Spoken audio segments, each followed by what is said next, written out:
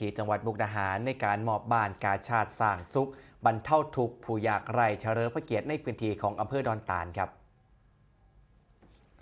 นายวรยันบุญราชผู้ว่าราชการจังหวัดมุกดาหารเป็นประธานในพิธีมอบบ้านตามโครงการบ้านกาชาดสร้างสุขบรรเทาทุกข์บำรุงสุขปวงประชาจังหวัดมุกดาหารประจำปี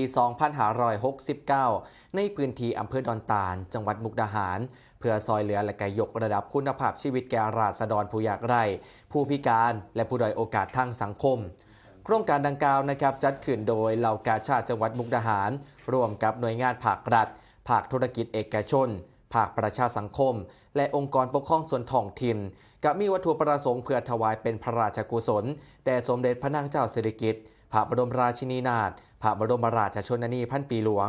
และกับเพื่อเฉลิมพระเกียรติสมเด็จพระกนิษฐาธิราชเจ้ากรมสมเด็จพระเทพรัตนราชสุดาสยามบรมราชกุมารีเนื่องในโอกาสวันคล้ายวันพระราชสมภพทรงเจริญพระชนมายุ 71 พรรษาการมอบบ้านในเทือนี้นะครับบ่เพียงแต่ซอยให้ราษฎรผู้ยากไร้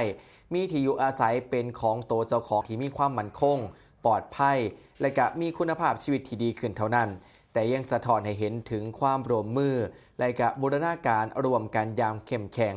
ระหว่างเหล่ากาชาดจังหวัดมุกดาหารชมรมแม่บ้านบาทไทยสำนักงานพัฒนาสังคมและความมั่นคงของมนุษย์จังหวัดตลอดจนองค์กรปกครองส่วนท้องถิ่นและกับประชาชนในพื้นที่ในการขับเคลื่อนความซอยเหลือสู่ชุมชนอย่างยั่งยืนครับ